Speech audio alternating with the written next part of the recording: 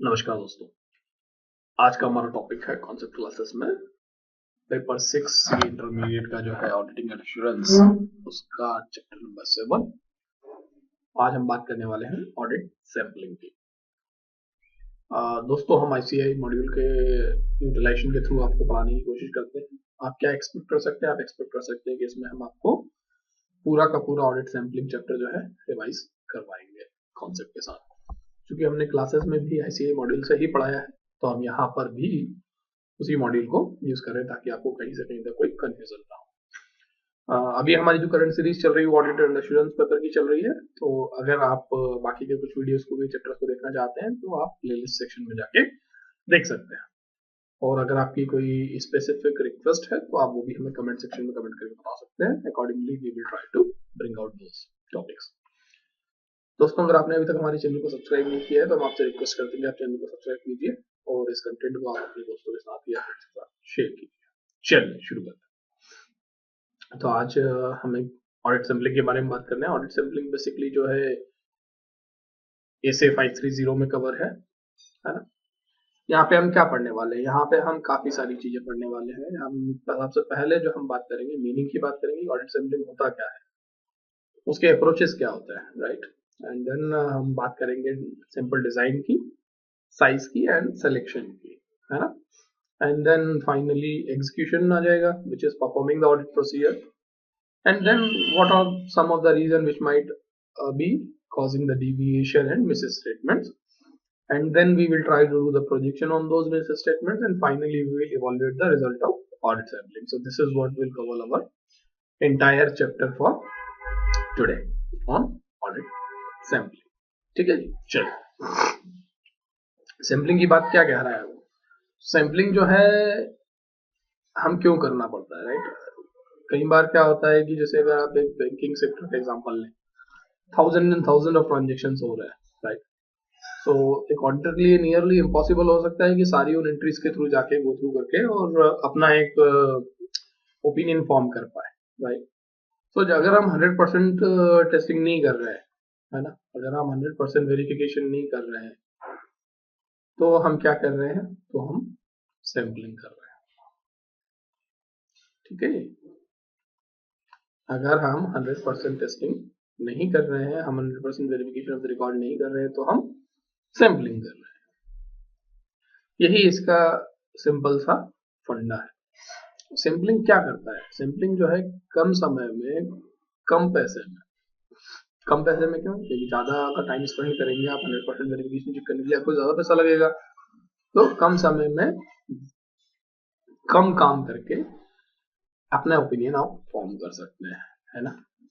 अच्छा, तो यहाँ पे हम नीचे इसमें बात करेंगे सैम्पलिंग का जो मीनिंग है। अगर आप देखेंगे ऑडिट सैम्पलिंग जो है ऐसे 530 में डिफाइंड है। एंड क्या कहता है वहां पे कहता है कि audit sampling refers to the application of audit procedure to less than 100% of items within a population. Population क्या हो गया? पॉपुलेशन हो गया जैसे कि अगर आप इंडिया का पॉपुलेशन देखेंगे 125, that means 125 crore, that means whole of the entire activities. Bank एक इसमें बोलेंगे तो फाइनेंशियल ईयर 2021 के अंदर जितने भी ट्रांजेक्शन लिए हैं वो क्या हो गया? पॉपुलेशन हो गया। एक क्वार्टर में जो ट्रांजेक्शन हुए हैं वो उस क्वार्टर के लिए अगर आप ऑडिट कर रहे हैं तो वो क्वार्टर आपका जो है पॉपुलेशन हो गया। तो 100% ऑफ द थिंग जो होती है वो आपके पॉपुलेशन कहलाते हैं, ठीक है जी।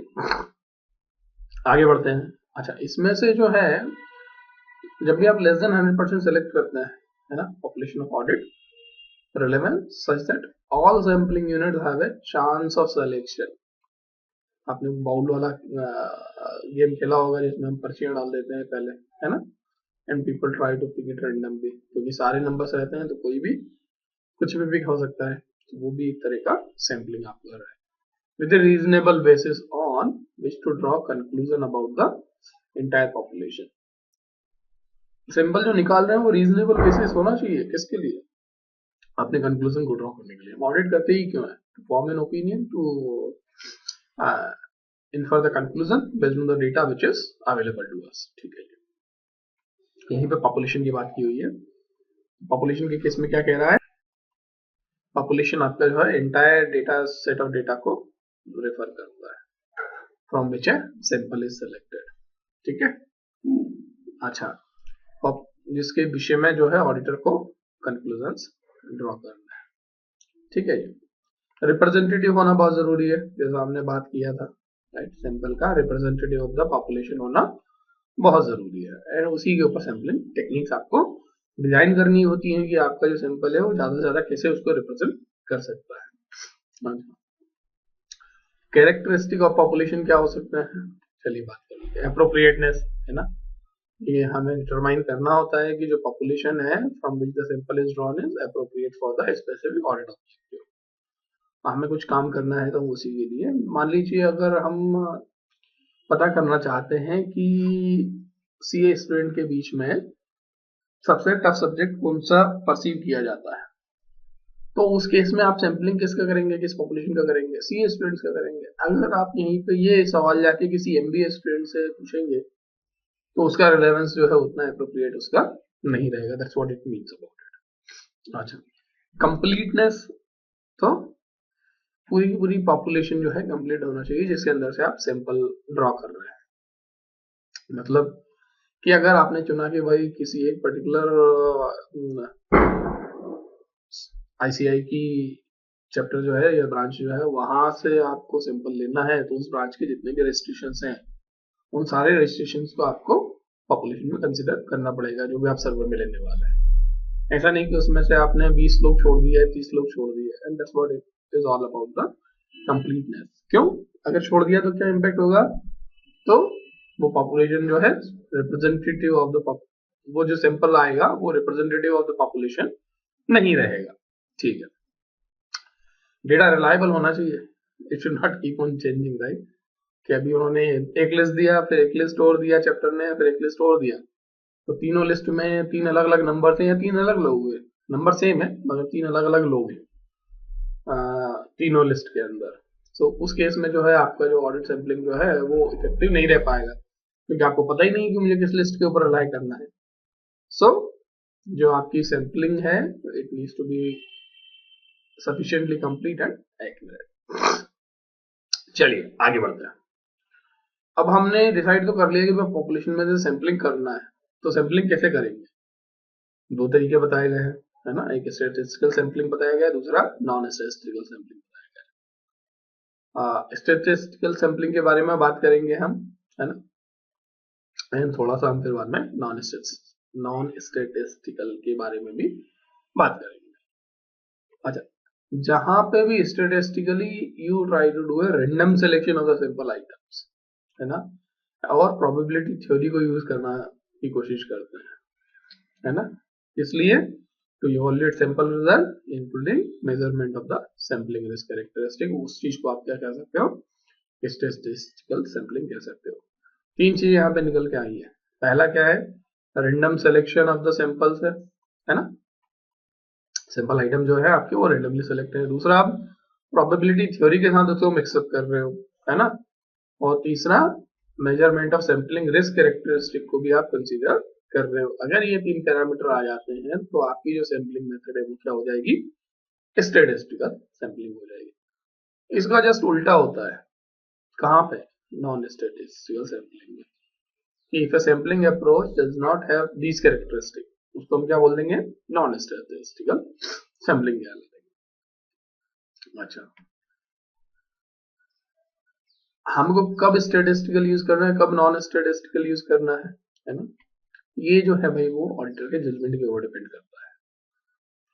अगर कोई कहे कि सैंपल साइज बहुत ज्यादा हो रहे हैं स्टैटिस्टिकल में, तो हम नॉन स्टैटिस्टिकल कर लेते हैं, तो ये जो है वैलिड क्राइटेरिया नहीं है।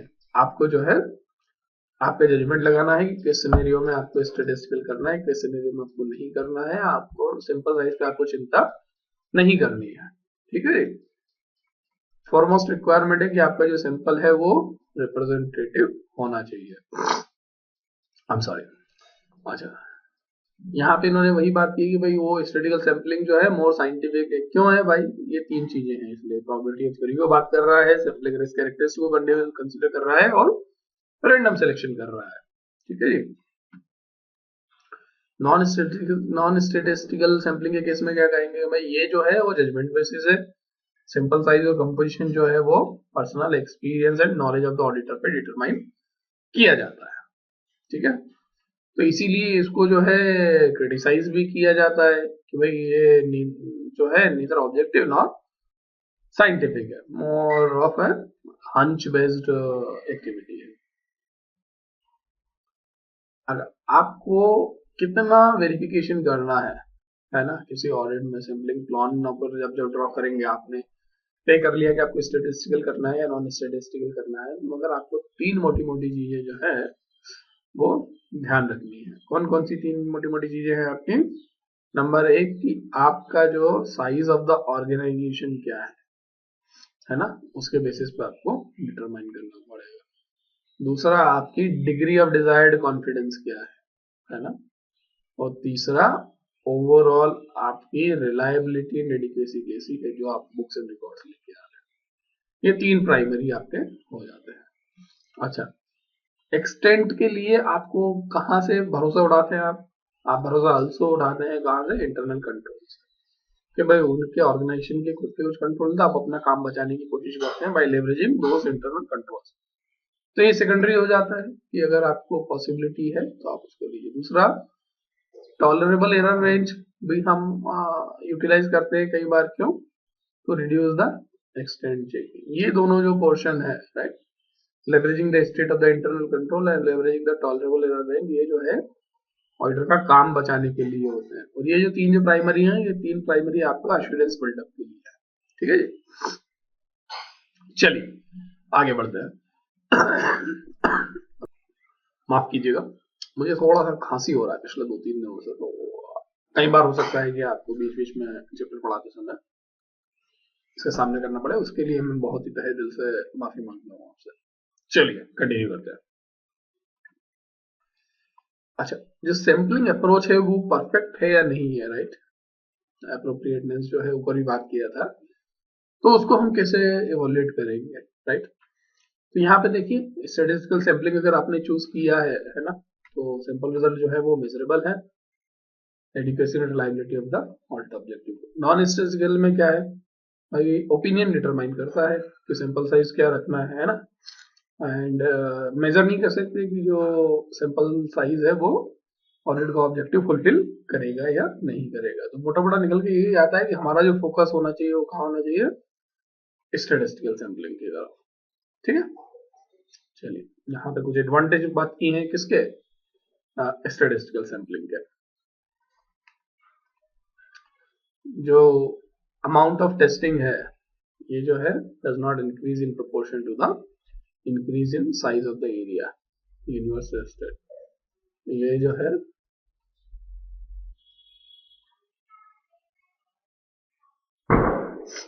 अगर आप नंबर ऑफ साइज बढ़ाते जाओगे तो उसके प्रोपोर्शन में नहीं बढ़ता है। हाँ, हालांकि बढ़ने के चांसेस हैं बट उस प्रोपोर्शन में नहीं बढ़ेगा, ठीक है जी। तो ये एक बेनिफिट होता है कि आपको बड़े पॉपुलेशन के साथ भी कम नंबर के सैंपल में काम चल सकता है। सैंपल सिलेक्शन जो है वो ऑब्जेक्टिव है ना। ऑब्जेक्टिव कैसे कि हमने 3-4 चीजें जो ऊपर बात की है उनको इंक्लूड करके चलता है, इसीलिए क्या होता है कि जब भी जस्टिफाई करने की बारी आती है तो अच्छे से डिफेंड कर पाते हैं। अच्छा, हमें यहाँ पे क्या होगा, एस्टिमेशन मिल जाता है इसके लिए, मिनिमम सैंपल साइज के लिए।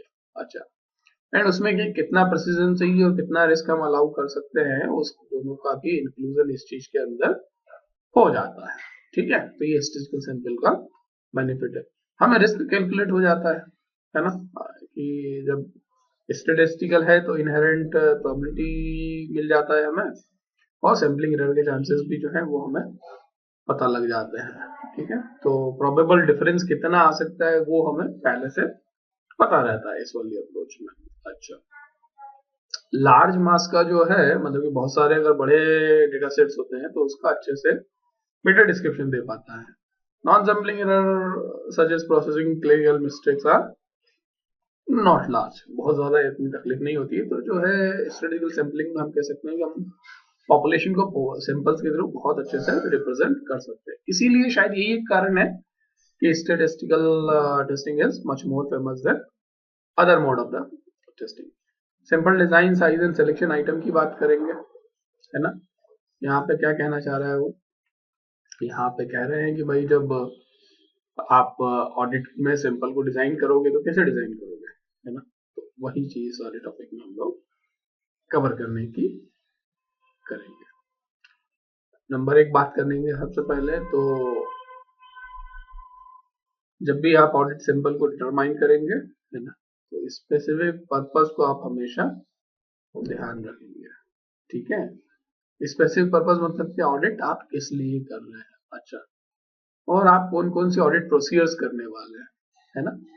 तो ये दो जो चीजें हैं इन दोनों का कॉम्बिनेशन की पर्पस क्या अचीव करना है और ऑडिट प्रोसीजर क्या अप्लाई करनी है, ये दोनों डिटरमाइन करेंगे कि whether you will be able to achieve the purpose और नॉट, है ना। यहीं पे ये सिंपल डिजाइन का इम्पैक्ट आपको पूरी तरीके से पड़ेगा। चलिए, जो आपको ऑडिट के एविडेंस चाहिए, है ना, और आप उसमें क्या क्या डिविएशन हो सकते हैं, कहाँ कहाँ में मिस स्टेटमेंट हो सकते हैं, है ना, या जो है दे विल कॉन्स्टिट्यूट की डिविएशन या मिस स्टेटमेंट जो है इसके सैंपल के अंदर, और कौन सा हम पॉपुलेशन यूज किया है सैंपलिंग के लिए, ये सारे जो है इनको भी हमें कंसिडर करना होगा कि ये रिस्क को बढ़ा सकते हैं, सैंपलिंग डिजाइन में एरर को इंट्रोड्यूस कर सकते हैं। तो जब भी आप सैंपल डिजाइन करेंगे आपको इन कैरेक्टरिस्टिक को भी ध्यान में रख के काम करना है। ठीक है, चलिए, दो तरह के टेस्ट होंगे, टेस्ट ऑफ कंट्रोल और टेस्ट ऑफ डिटेल। ठीक है, दोनों के बारे में बात करेंगे। यहाँ पे क्या बात कर रहा है, टेस्ट ऑफ कंट्रोल में auditor makes an assessment of the expected rate of deviation based on auditor's understanding of the relevant control or the examination of a small number of the item from the population। ठीक है, ये क्यों करते हैं, in order to design an audit sample and to determine the sample size।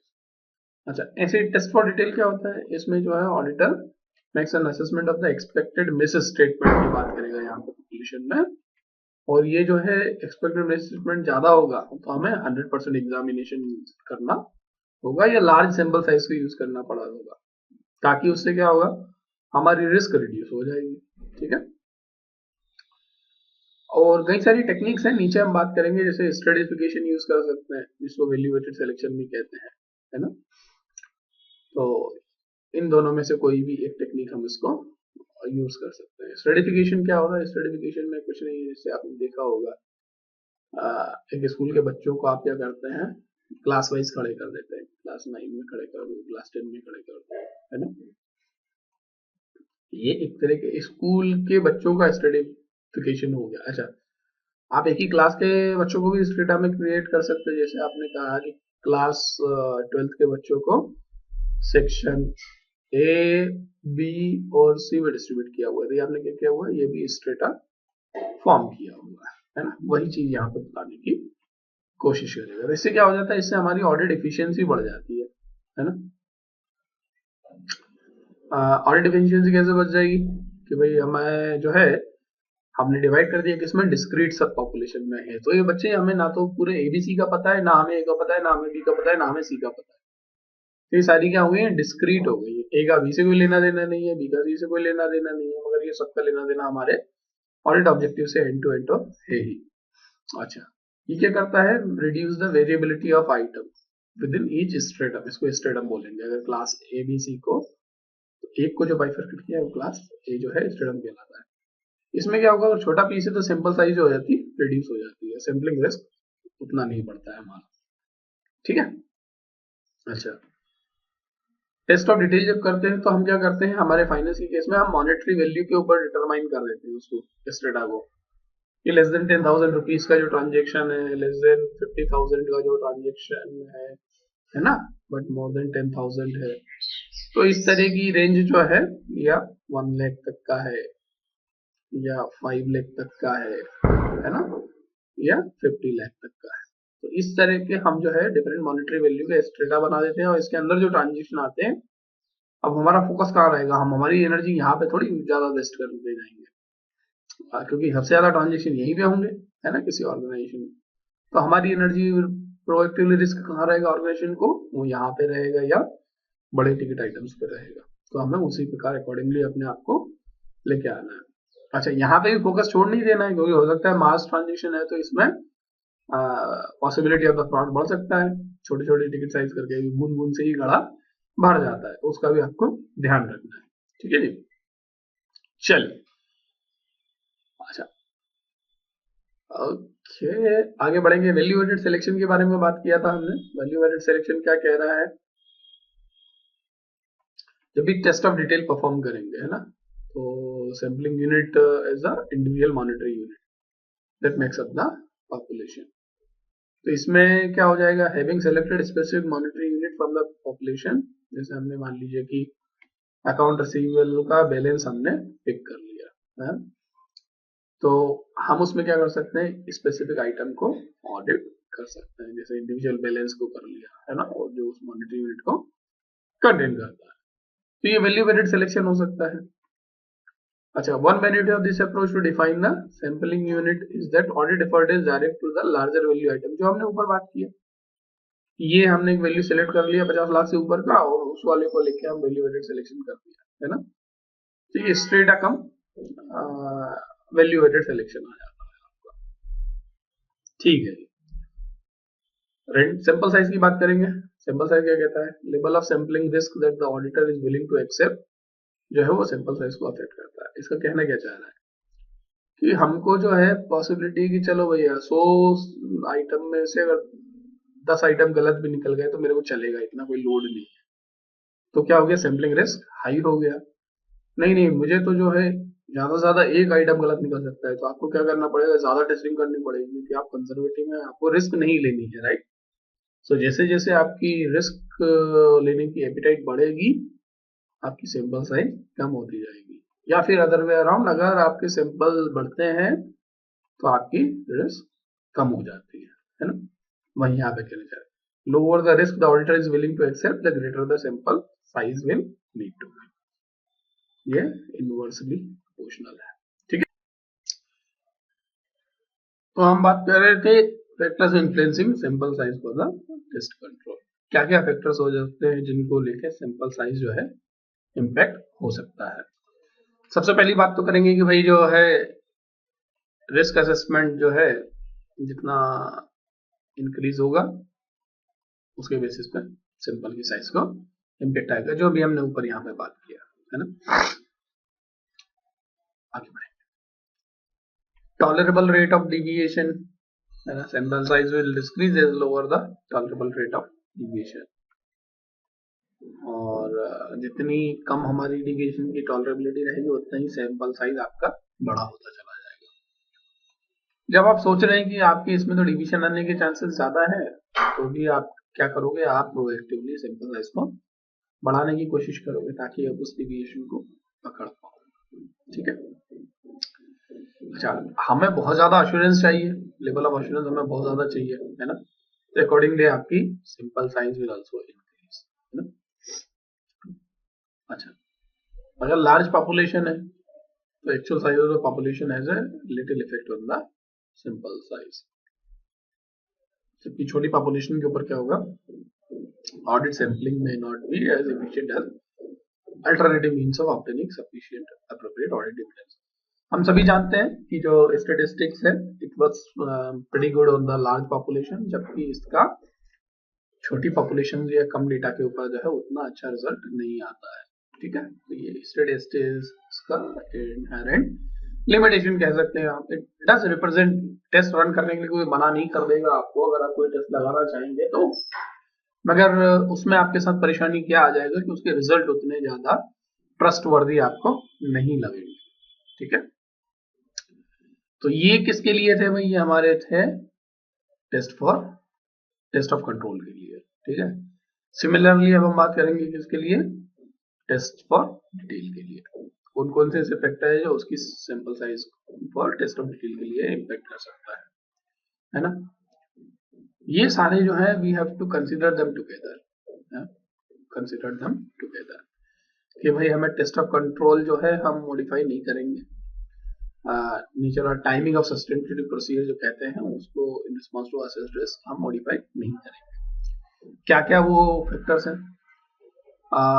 हमें लगता है as a auditor कि हमारा जो material risk of material misstatement है वो हाई है ना, तो सिंपल साइज ऑब्वियसली बड़ा हो जाएगा। अच्छा, हमें लगता है कि मटेरियल मिस स्टेटमेंट की रिस्क कम है तो सिंपल साइज हमारा कम हो जाएगा।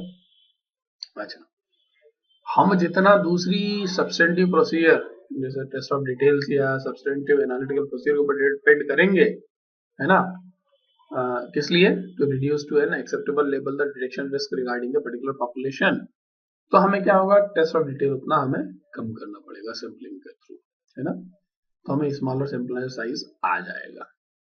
और अगर सब्सटेंटिव प्रोसीजर जो है हम कम कर रहे हैं, है ना, तो हमारा साइज सैंपल जो है बढ़ जाएगा। यहाँ पे इसको अदर वे अराउंड अगर कहेंगे तो इसमें कहा है कि सब्सटेंटिव प्रोसीजर अगर डायरेक्ट कर रहे हैं, that means you are trying to add more substantive procedure, तो उस केस में सैंपल साइज जो होगा डिक्रीज। अच्छा, ऑडिटर ने कह दिया कि भाई हमारा जो है टॉलरेबल मिसस्टेटमेंट जो है it should not exceed by the actual misstatement in the population, तो ऑब्वियसली अगर आपको जितना एश्योरेंस चाहिए उतना आपको सैंपल साइज बढ़ता चला जाएगा। आपको जितना मीठा करना है उतनी शक्कर आपको इसमें डालनी पड़ेगी। ठीक है, मोटा मोटा ये इसका इंजिस्ट है। टॉलरेबल मिसस्टेटमेंट डिक्रीज होंगे तो क्या हो जाएगा, सैंपल साइज डिक्रीज हो जाएगी। उसी चीज को घुमा घुमा के बात कर रहा है ना। अच्छा, यहाँ पे बात करेंगे कि भाई जो आपकी ये सेम बात कर दिया है यहाँ पे कि मिस स्टेटमेंट ज्यादा मिलने की चांसेस है तो हमें लार्जर सैंपल साइज लेनी पड़ेगी। ठीक है, स्ट्रेटिफिकेशन की बात करते हैं। स्ट्रेटिफिकेशन में क्या कह रहा है भाई कि stratification of the population is appropriate, है ना, जब ये ठीक होगी तो सैंपल साइज विल डिक्रीज। अगर सैंपल जैसे मैंने बताया बड़ी पॉपुलेशन होगी तो आपके वेरिएबिलिटी कम होगी और आपको रिजल्ट अच्छे मिलेंगे। बट जबकि वहां पर there is a wide range of variability in the monetary size of items in the population, है ना, तो उस केस में हम क्या कर सकते हैं, स्ट्रेटिफाई कर सकते हैं। अगर स्ट्रेटिफाई अप्रोप्रिएटली कर दिया तो हमारे एग्रीगेट सैंपल साइज जो है वो हमारे कम हो जाएंगे। कि भाई जैसे हमने ऊपर बात किया था तो यहाँ यहीं पे ड्रॉ कर देता हूँ आपके लिए, है ना। हमने क्या बात किया था, हमने बात किया था कि भाई 1 से लेके 10,000, 1 रुपए से लेके 10,000 रुपए के बीच में, 10,000 से लेके 1 लाख रुपए के बीच में, और 1 लाख से लेके 5 लाख के बीच में, और 5 लाख से लेके 50 लाख के बीच में, 5 से 50 लाख के बीच में, और 50 लाख से ऊपर, है ना। तो ये मान लीजिए हमने क्या किया, ये मॉनेटरी स्टेटा क्रिएट कर दिया। तो अगर हम कोशिश करें कि हमें 1 से लेके 50 लाख तक की डायरेक्ट एक ही बकेट में सैंपल करनी है, तो आप सोचिए कितना जबरदस्त स्टैंडर्ड डिविएशन रहेगा कि 1 रुपया भी इन्वॉल्व है और 50 लाख रुपए से ज्यादा अमाउंट भी इन्वॉल्व है। तो जितना ज्यादा स्टैंडर्ड डिविएशन होगा उतना ज्यादा आपको सैंपल्स इसमें से पिक करने पड़ेंगे, है ना। अच्छा, वही हमने कहा कि अफिनिटी उसको क्लोज कर दिया, 1 रुपए से लेकर 10,000 तक का है, तो सैंपल साइज कम होंगे तो ऑब्वियसली ये जो वैल्यूज होंगी समवेयर बिटवीन 1 रुपए से लेकर 10,000 रुपए के बीच में ही ऑसिलेट करेंगी, है ना। रेदर देन ऑसिलेशन ऐसा हो जाएगा इसका, ये जो वैल्यूज होंगी वो ऐसी ऐसी ऐसी ऐसी कहीं जा रही होंगी, है ना। तो उस केसेस में क्या हो जाएगा, अगर ये ऐसी ऐसी ऐसी जा रही है तो आपको क्या करना पड़ेगा, सिंपल्स बहुत सारी जगह से उठाने पड़ेंगे। जैसे कुछ सिंपल आप यहाँ से उठाएंगे, कुछ यहाँ से उठाएंगे, कुछ यहाँ से उठाएंगे, ये आपको प्रेडिक्ट करने के लिए इसमें वेरिएबिलिटी कितनी है, राइट। वर्सेज आप एक सैंपल यहाँ से उठाएंगे, एक सैंपल यहाँ से उठाएंगे, तो ये ऑब्वियसली सैंपल साइज आपकी कम होती चली जाएगी। आप समझ में आ रही होंगी आपको बातें, मैं पिक्टोरियल रिप्रेजेंटेशन ड्रा कर रहा हूँ आपको, मगर आप ये ध्यान रखिएगा जितना ज्यादा आपको ऑसिलेशन होगा, रेंज जितनी बड़ी होगी और नंबर ऑफ वेरिएबिलिटी जितनी ज्यादा होगी, उस केस में आपकी सैंपल साइज उतनी ही बढ़ती चली जाएगी। That's what it means. ठीक है, अगला टॉपिक बात करते हैं, selection of item for testing, है ना। तो हमने भाई सैंपलिंग में जो सेलेक्ट किए हैं उनको क्या करना पड़ेगा हमें, each one of them will have non probability of the being selected, है ना, स्टैटिस्टिकल सैंपलिंग में। जैसे कि एक बाउल के अंदर अगर आपने 10 पर्चियां डाली हुई है ना, क्या किया हुआ है, 10 पर्चियां डाली हुई है, ठीक है। तो ये क्या होगी, आपको पता है कि everyone got a 1/10 chance to get picked up. पहली पर्ची मान लीजिए अगर आपने नॉन इंक्लूसिव दी, पहली पर्ची बाहर निकाल दिया, तो इसके बाद जो पॉपुलेशन बचा है वो क्या करेगा, 1/9 का प्रोबेबिलिटी आ जाएगा. So that means there is some way or the other you can always identify the probability of getting picked, whether you do it inclusive or not, right? और मान लीजिए आपने ये पढ़ा पर्ची और पर्ची को वापस डाल दिया तो आपका फिर से वही 1/10 रह जाएगा प्रोबेबिलिटी, है ना. तो वो दिक्कत नहीं आएगा आपको उस केस में. उम्मीद करता हूँ चीजें आपको समझ में आ रही होंगी. और just in case if you need more examples, क्योंकि हमको पूरा चैप्टर कवर करना है तो हम थोड़ा सा फास्ट ट्रैक में जा रहे हैं, बट आपको इसको और बेहतर तरीके से समझना है तो मैं एक स्पेसिफिक आपको टॉपिक बता दीजिएगा, उसके ऊपर भी हम डिटेल वीडियो लेके आ जाएंगे with examples, with questions and ठीक है. फ्यूचर में हम इसके कुछ क्वेश्चन पेपर भी लेके आने वाले हैं जो रियल टाइम एग्जाम्स में आए हुए हैं, past question papers. And then similarly आपका जो एमटीपी आरटीपी होता है वो चीजें भी हम सॉल्व करवाने की कोशिश करेंगे. ठीक है, चलिए तो वहीं पे ये बात कर रहा है. ठीक है, आगे हम सैम्पलिंग मेथड की बात करेंगे. चलिए, सैंपल सिलेक्शन मेथड्स कौन कौन सी हैं आपकी. सैंपल सिलेक्शन मेथड में आपके रैंडम सैंपल होंगे. रैंडम सैंपल मतलब आप रैंडमली पिक कर लेंगे. सिस्टमेटिक सैंपलिंग, सिस्टमेटिक सैंपलिंग में मतलब कि आपने कह दिया कि भाई मैं हर 5th आइटम पिक करूंगा, ये 5th, ये 5th, ये 5th, अगर मान लीजिए कंटिन्यूअस लाइन चल रही है तो, है ना. तो आपने क्या किया, पहला यहाँ से उठा लिया 1 2 3 4 और 5, दूसरा यहाँ से उठा लिया, है ना. इस तरीके से आप करते चले जाएंगे. सिस्टमेटिक सैंपलिंग हो गया आपका. या हर 10th बॉक्स के अंदर से मैं सैंपल लूंगा, तो उस तरीके से आप इसको सिस्टमिक सैंपलिंग कर सकते हैं. या हर जो है every 10th transaction I will pick it up. Monetary unit sampling जो ऊपर हमने बात किया था. हैप्पैजार्ड सैंपलिंग, कहीं भी कोई से कुछ भी रैंडमली उठा लेंगे. और ब्लॉक सैंपलिंग, पहले हम ब्लॉक क्रिएट कर लेंगे, जैसे 1 से 10 वाला बना लिया, उस ब्लॉक से हम क्रिएट करेंगे. फिर दूसरा हमने 10 से 50 वाला ब्लॉक बना लिया और उस ब्लॉक से पिक करेंगे. तो इस तरीके से आप ब्लॉक सैंपलिंग भी कर सकते हैं. इसी के बारे में यहाँ पे नीचे बात किया हुआ है. चलिए आइए देखते हैं क्या कहता है. रैंडम सिलेक्शन क्या कह रहा है, all items in a histogram have a known chance of selection, है ना. It may involve use of random number tables या random sampling include 2 very popular methods, जिसके हम नीचे बात करेंगे. रैंडम नंबर टेबल्स क्या होता है कि आप टेबल उठा लीजिए, तंबोला किसने खेला हुआ है, तो बस ये वही रैंडम सैंपलिंग है. That's what it is, random sampling. ठीक है. सिंपल रैंडम सैंपलिंग क्या कहलाता है कि ये under this method each unit of the whole population has an equal chance of being selected. जैसे परचेस और सेल्स इनवॉइस कोई भी उठा सकते हैं. मैकेनिक्स इसको कैसे कर सकते हैं, कंप्यूटर से कोई रैंडम नंबर जनरेट कर लेंगे या रैंडमली कोई ड्रम से पिक कर लेंगे, है ना. रैंडम नंबर टेबल वो भी एक इजी टू यूज होता है. तो आजकल तो कंप्यूटर्स आ गए हैं, तो बहुत आसानी से आप लोग ये नंबर्स जनरेट कर सकते हैं. अच्छा, एंड इसको है एप्रोप्रिएट कंसीडर किया जाता है प्रोवाइडेड कि पॉपुलेशन जो है वो consist of reasonably similar units and fall with in A reasonable range. ठीक है, वहां पे ये बहुत इफेक्टिव होता है. स्ट्रेटिफाइड सैंपलिंग में आपने जो हमने ऊपर बात किया था, आपने बकेट्स बना लिए, है ना. ये चीज हमने कहा कि 2,25,000 एंड बिलो, 2,25,000 से 5,50,000, 5,50,000 से 7,75,000, 7,75,000 से 10 लाख और मोर देन 10 लाख.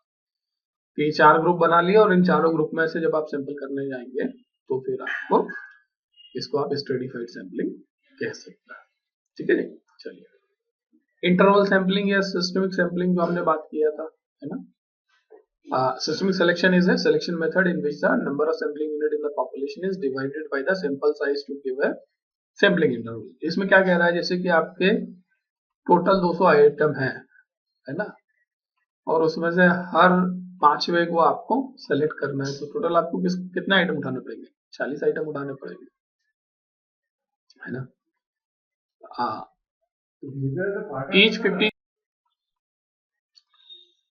चलिए, तो यहाँ पे ये बात क्या गया है कि भाई स्टार्टिंग पॉइंट हम कुछ भी रैंडमली ले लेंगे.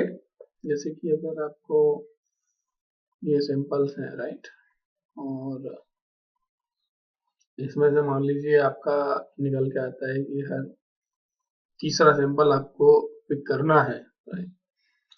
तो आप क्या करेंगे, आप जो है यहाँ से शुरू कर सकते हैं, यहाँ से शुरू कर सकते हैं, यहाँ से शुरू कर सकते हैं, यहाँ से शुरू कर सकते हैं, कहीं से भी कर सकते हैं. ऐसा कोई परेशानी वाला काम नहीं है, as long as you are able to draw your number of desired samples जो आपने आइडेंटिफाई किए है ना। सपोज मैं अगर यहाँ से शुरू करता हूँ तो तीसरा सैंपल ये हो जाएगा, 1 2 और 3, ये पिक करूंगा है ना, 1 2 और 3, राइट, इस तरीके से। वहीं अगर मैं यहाँ से शुरू करता हूँ तो 1 2 और 3 ये वाला आ जाएगा, 1 2 और 3, 1 2 और 3, है ना, अगर मैं ऐसे जाके ऐसे आता हूँ, ठीक है। अच्छा, वहीं अगर मैं ये वाला पिक करता हूँ तो यहाँ से 1 2 3 ये आ जाएगा, है ना, 1 2 और 3, यहाँ पे रिपीट होगा, ठीक, 1 2 3, इस तरीके।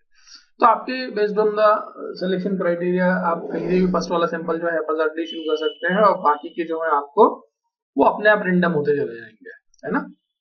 और ये जो हैप्पी नंबर है, जो फर्स्ट ओपनिंग नंबर पिक करना है, वो आप रेंडमली कंप्यूटर से जनरेट कर लीजिए या रेंडम नंबर टेबल से जनरेट कर लीजिए, ठीक है जी। That's what it wanted to say. Monetary unit sampling वाली टेक्निक क्या कहती है भैया, वैल्यू वेटेड सिलेक्शन जो ऊपर बात किया था हमने उसकी बात करती है, और सिलेक्शन रिवॉल्यूशन रिजल्ट इन्हें कंक्लूजन इन्हें मॉनेटरी अमाउंट्स में बात करेंगे। 50,000 रुपए वाला आइटम है, 10,000 वाला है या 5 लाख वाला है। हैप्पी सैंपलिंग क्या है, हैप्पी सैंपलिंग भाई सैंपल विदाउट फॉलोइंग ए स्ट्रक्चर्ड टेक्निक। हमें नंबर ऑफ सैंपल्स पता है मगर हम रैंडमली लेते हैं। इसमें क्या होता है, इसमें बायस आने के चांसेस बढ़ जाते हैं, ठीक है। कई बार क्या होता है कि डिफिकल्टी टू लोकेट आइटम्स अगर है, ऑलवेज चूजिंग और अवॉइडिंग द फर्स्ट और last entries on A page, ये क्या होता है, ये हमारा जो होता है ये कॉन्शियस बायस है ना। तो इनका हमें ध्यान रखना है कि जब इस तरह की हैप्पी सैंपलिंग होती है, अगर मैं किसी को बोलूं कि भाई इनके बीच में से सिलेक्ट करो, तो ऑब्वियसली हमारा नेचुरल टेंडेंसी रहता है कि ये और ये हम छोड़ ही देते हैं, और इन तीनों के बीच में से कहीं ना कहीं से हम पिक करने की कोशिश करते हैं। तो वही इसका मुख्य मादा है ना। तो इसमें इसको लेके हम आगे बढ़ सकते हैं, ठीक। चलिए अब बात करते हैं ब्लॉक सैंपलिंग की।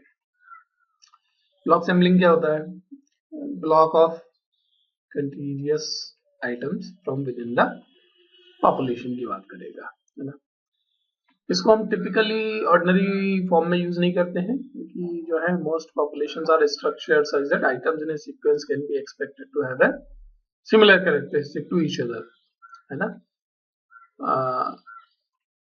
सीक्वेंस में कॉमन स्ट्रक्चर हो सकता है, जबकि अगर उसको स्ट्रेटा या ब्लॉक में बनाया तो ब्लॉक क्या हो गया कि पेज 1 की ये 5 एंट्रीज ले लिए, है ना, और ऊपर नीचे की सोच दी है। ये किसी बुक में अगर 20 पेज है तो 20 पेज में से ये वाला ब्लॉक ले लिया, है ना। सो मे और मे not be the right representative of entire population, तो इसको थोड़ा सा उतना ज्यादा हम यूज नहीं करते हैं, मगर दिया हुआ है।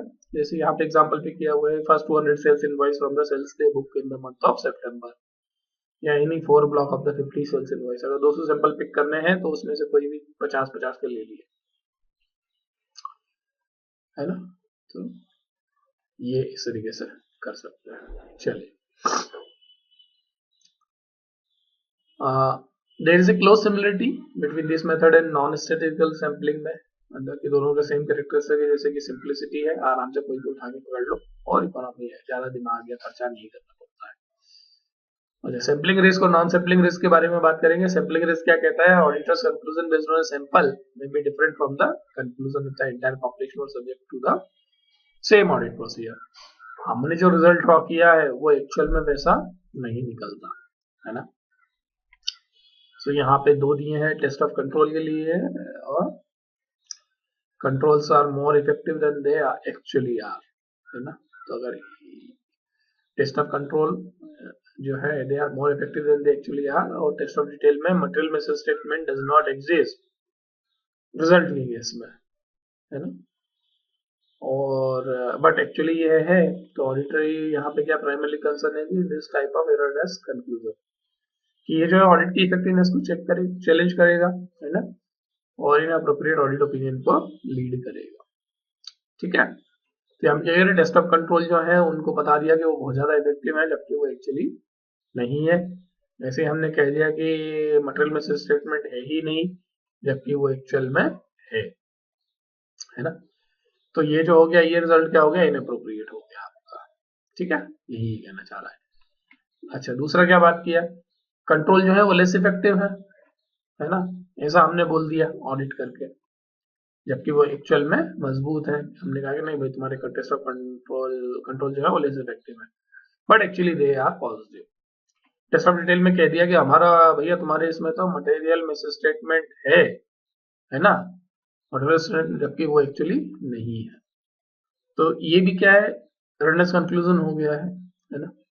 और इसमें क्या होता है, इफिशिएंसी के ऊपर इम्पैक्ट करता है ये, वहां पे ऑडिट की इफेक्टिवनेस को इम्पैक्ट करता है, यहाँ पे इफिशिएंसी को करेगा। क्यों? क्योंकि अभी ये मटेरियल मिस स्टेटमेंट है, तो इसके पीछे फॉलो अप करके और डेटा इकट्ठा करना पड़ेगा और ऑडिट एविडेंसेस लेके आने पड़ेंगे, तो और ज्यादा काम करना पड़ेगा कि हमारे जो इनिशियल कंक्लूजन है वो इनकरेक्ट है। तो इस सैम्पलिंग रिस्क को ज्यादा काम करके मिटिगेट कर सकते हैं, है ना, ऐसा। नॉन सैम्पलिंग रिस्क क्या हो गया आपके, नॉन सैम्पलिंग रिस्क अगर देखेंगे तो भाई हम जो है एररनेस कंक्लूजन पे आ गए हैं, which are not related to the sampling risk. क्या क्या सोर्सेस हैं उसके, ह्यूमन मिस्टेक हो सकती है, misinterpreting the sample result हो सकता है ना, जैसे कि applying audit procedure not appropriate to the objective of the audit and relying on the erroneous information, किसी ने गलत कंफर्म कर दिया। जो नॉन सैम्पलिंग रिस्क है उसको हम मैथमेटिकली मेजर नहीं कर पाएंगे। ठीक है जी, चलिए अब आ जाती है बात, ये तो हमारा सैम्पलिंग की डिजाइन की बात कर ली, सिंपल सिलेक्शन टेक्निक्स की बात कर ली और उसके रिलेटेड रिस्क की बात कर ली। अब बात आ जाती है परफॉर्मिंग द ऑडिट प्रोसीजर। ठीक है, तो ऑडिटर शिल perform the audit procedure appropriate for the purpose, purpose driven audits होंगी आपकी सारी, ये ध्यान रखिएगा, है ना, जो भी आइटम को आप सेलेक्ट करते हैं। अच्छा, audit procedure is not applicable, है ना, उस आइटम के ऊपर जो सिलेक्ट किया है तो उसका एक रिप्लेसमेंट आइटम उठा के करने की कोशिश करेंगे, है ना। अच्छा अच्छा, इसमें हमें suitable alternative audit procedure for selected item भी नहीं लगा सकते हैं, तो उस आइटम को हम एज ए डिविएशन बता देंगे, है ना। तो ये चीजें आप समझ गए होंगे। ठीक है, इन एग्जांपल यहाँ पे कोट किया इन्होंने, जब भाई जो है replacement item is when avoided check is selected while testing for evidence of payment authorization, इसको इस तरीके से समझिए। चलिए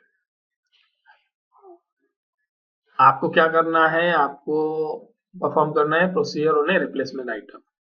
ठीक है, कि उसमें वॉइडेड चेक सेलेक्ट कर लिया है while testing for evidence of payment authorisation. अच्छा, if auditor is satisfied that the cheque has been properly voided such that it does not constitute a deviation and appropriately chosen replacement is examined in that case।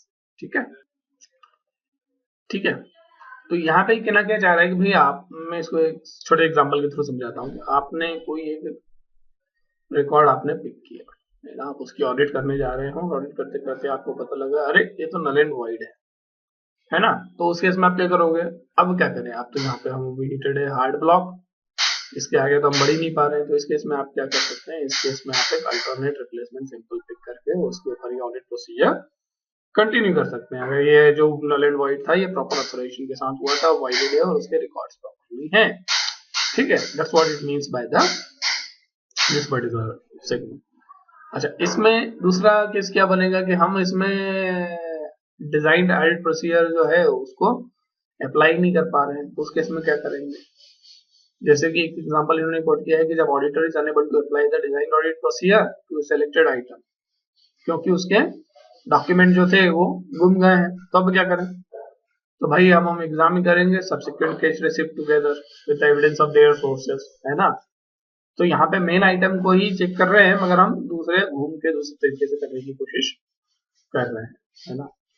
With evidence of their source and the items they are intended to settle when no reply has been received in response to a positive confirmation request, है ना। तो ये भी एक alternate procedure हो सकता है। उम्मीद करते हैं आपको समझ में आया होगा ये ऑडिट प्रोसीजर में। तो जब भी आपको इसे हार्ड ब्लॉक सेट कर जाए तो उसमें आप अल्टरनेट प्रोसीजर या रिप्लेसमेंट आइटम को चूज करके आगे बढ़ सकते हैं। चलिए, nature cause of deviation and miss statement में हम समझने की कोशिश करते हैं कि वो क्या कहना चाह रहा है ना, कि भाई जो deviation and miss statement identify किए हैं they might have a common feature, जैसे कि कॉमन टाइप ऑफ ट्रांजिशन में इशू आ रहे हैं, कॉमन लोकेशन पे इशू आ रहे हैं, एक पर्टिकुलर प्रोडक्ट लाइन पे इशू आ रहे हैं, एक पर्टिकुलर पीरियड ऑफ टाइम में आ रहे हैं। तो आप क्या करेंगे, जब इस तरह का आपको कुछ आइडेंटिफाई हो गया है ना, जिनके पास कॉमन फीचर्स हैं, तो आप अपनी ऑडिट प्रोसीजर्स को उन आइटम पे एक्सटेंड कर देंगे। ठीक है, that's where it is heading towards. अच्छा, हमको आइडेंटिफाई करना पड़ेगा कि भाई ये जो है इंटेंशनल है और it might indicate the possibility of the fraud, right.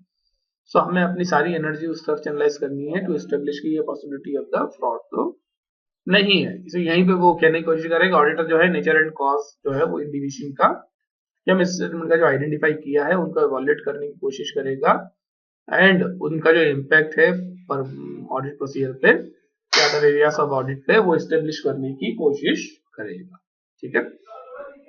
अच्छा, ये जो है जहां पे आपको लगता है कि ये जो मिस स्टेटमेंट है या डिविएशन है ये जो है वन ऑड रेयर सिनेरियो है तो इसको एनोमली है, तो आपको इसमें क्या करने का very high degree of certainty देना पड़ेगा कि इसमें ये जो है रिप्रेजेंटेटिव ऑफ द पॉपुलेशन नहीं है ना। कैसे पता लगेगा ये? By performing the additional audit procedure, है ना, कि सफिशिएंट एप्रोप्रिएट ऑडिट एविडेंस आ गए हैं कि भाई जो मिस स्टेटमेंट है या जो डिविएशन मिला है it is an isolated one case and does not affect the reminder of the population. ये आपको देख के इसको स्टेब्लिश करना पड़ेगा।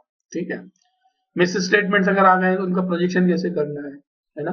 The auditor is required to project misstatement for a population to obtain a broad view of the scale of misstatement, है ना, but this may not be sufficient to determine an amount to be recorded for the misstatement purposes. अच्छा, जहां पे miss statement को हमने as anomaly बना दिया है ऊपर जो हमने बात किया है उस केस में आप क्या कर देंगे, इसको एक्सक्लूड कर देंगे। कब? जब when you are projecting the misstatement to the population. ठीक है। चलिए, यहाँ पे एक नोट ध्यान रखने वाला है, आप इसको जरूर अपने रडार पे रखिएगा। कई बार यहाँ से केस स्टडी बना देते हैं, जैसे फॉर टेस्ट ऑफ डिटेल्स में क्या कह रहा है कि auditor shall project misstatement found in the sample to the population, है ना। जबकि टेस्ट ऑफ कंट्रोल में हम क्या करते हैं, ऐसा कोई एक्सक्लूसिव प्रोजेक्शन ऑफ डिविएशन नहीं करते हैं। क्यों? क्योंकि जो सैंपल डिविएशन रेट है वही प्रोजेक्टेड डिविएशन रेट भी पॉपुलेशन एज ए होल होता है। ठीक है, ये बहुत ही इंपॉर्टेंट कमेंट्री है, इसको आप ध्यान रखिएगा। और कई बार यहाँ से केस स्टडी बन जाता है test of detail and test of control के केस में। ठीक है। चलिए, अब आपने टेस्टिंग भी कर लिया, आपने ऑडिट भी परफॉर्म कर लिए, फाइनली क्या करना है, evolution of the audit sample result को। तो हमें क्या करना पड़ेगा, रिजल्ट ऑफ सैंपल इवोल्यूट करने पड़ेंगे और जो हमने ऑडिट सैंपलिंग किया था whether it is providing a reasonable basis और not for what about the population. ठीक है, क्योंकि हमारा सारा फोकस कहाँ है, सैंपल किसको रिप्रेजेंट करेगा, पॉपुलेशन को रिप्रेजेंट करेगा और वो प्रॉपर है या नहीं है, that's what we want to establish. ठीक है। टेस्ट ऑफ कंट्रोल के केस में क्या करेंगे, है ना, unexpectedly high sample deviation rate में lead to an increase in the assessed risk of material misstatement, है ना। और जब तक कि हमारे बाकी के जो ऑडिट एविडेंस है वो इनिशियल असेसमेंट को सपोर्ट नहीं करते हैं। टेस्ट ऑफ डिटेल के केस में क्या हो जाएगा, an unexpectedly high misstatement amount in a sample में cause the auditor to believe that a class of transaction account balance is materially misstated in the absence of further audit evidence that no material misstatement exists। तो ये इस तरह से इसका inference वो निकाल सकते हैं। ठीक है। अच्छा जी, और अगर आप बात करेंगे टेस्ट ऑफ डिटेल्स के केस में, है ना, तो वहां पे क्या करना पड़ेगा, अगर projected misstatement plus anomalous misstatement जो है ना, वो ऑडिटर का जो बेस्ट एस्टिमेट है मिसस्टेटमेंट का पॉपुलेशन के केस में, है ना, जब ये misstatement plus anomalous misstatement exceed कर जाएंगे किसको, टॉलरेबल मिसस्टेटमेंट को, है ना, तो उस केस में हम कह सकते हैं कि सैंपल जो है वो एक रीजनेबल बेसिस फॉर कंक्लूजन नहीं प्रोवाइड करता है ना, for what, for the population that has been tested. ठीक है जी। अच्छा, तो वहीं दूसरी तरफ क्या बात करेंगे कि जो projected misstatement plus anomalous misstatement है टॉलरेबल मिस स्टेटमेंट के पास, राइट, द क्लोजर, ये जो मिस स्टेटमेंट्स हैं they are with tolerable misstatement. हमारा जो एक्चुअल मिस स्टेटमेंट है ना, इन द पॉपुलेशन में exceed the tolerable misstatement. ये इसका इन्फ्रेंस आप लोग समझ सकते हैं। अच्छा, इसका अपोजिट कि जो प्रोजेक्टेड मिस स्टेटमेंट वो है वो greater than the auditor's expectation है to determine the sample size, है ना। तो हम क्या कंक्लूड कर सकते हैं, the auditor may conclude that there is an unacceptable sampling risk. Unacceptable sampling risk है, क्या रिस्क है कि actual misstatement in the population exceeds the tolerable misstatement. ठीक है जी।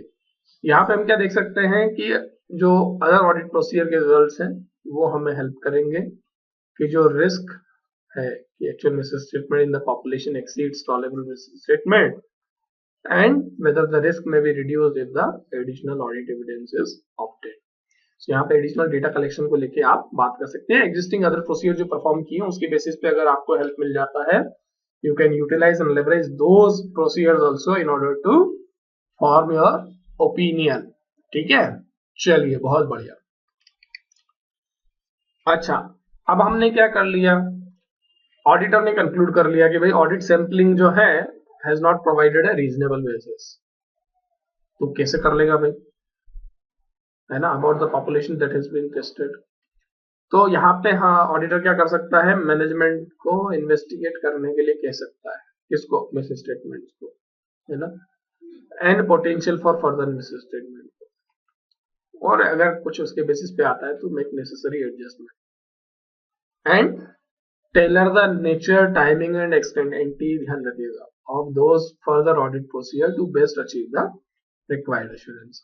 ठीक है, यहाँ पे कहना चाह रहा है, एग्जाम्पल कोट किया हुआ है, क्या कोट किया हुआ है, in case of test of control the auditor might extend the sample size. अगर उसका एश्योरेंस कम लगता है तो सैंपल साइज को बढ़ा देगा। Or test and alternative control are modified related substantive procedure, तीन तरीके से वो काम कर सकता है अगर उसको ऑडिट सैंपलिंग जो है रीजनेबल बेसिस प्रोवाइड नहीं कर रहा है।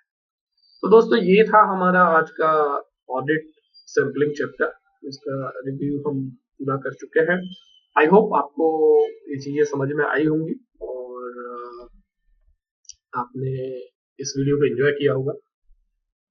ऐसे ही एजुकेशनल वीडियोस हम लेकर आपके सामने आते रहेंगे। तो उम्मीद है दोस्तों आप हमारे चैनल को सब्सक्राइब करेंगे। अगर आपको ये वीडियो पसंद आया आप इसे लाइक कीजिए, तो शेयर कीजिए अपने दोस्तों के साथ, so that they can also utilize the benefit out of this chapter.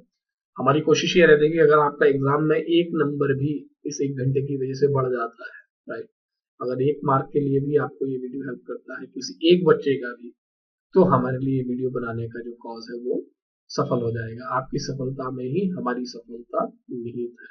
ठीक है, हमारा ध्येय यही है कि आप ज्यादा से ज्यादा सफल हो, आपके माता पिता के चेहरे पे मुस्कान आए, आपका जीवन जो है एक स्वर्णिम स्टेप्स की तरफ बढ़ता चला जाए। ठीक है, चलिए दोस्तों आज के लिए बस इतना ही। कॉन्सेप्ट क्लासेस के साथ आप बने रहिए और मुलाकात होती है अगले ही ऐसे किसी एक वीडियो में। हमेशा ध्यान रखिए कि it's not about destination, it's all about journey. आप जो प्रोसेस तय कर रहे हैं इसको आप एंजॉय करते रहिए और कभी भी आपका लर्निंग कर्व आप रोकिएगा नहीं। इन्हीं बातों के साथ चलिए दोस्तों मुलाकात होती है एक नए वीडियो में शीघ्र ही। Bye bye, take care.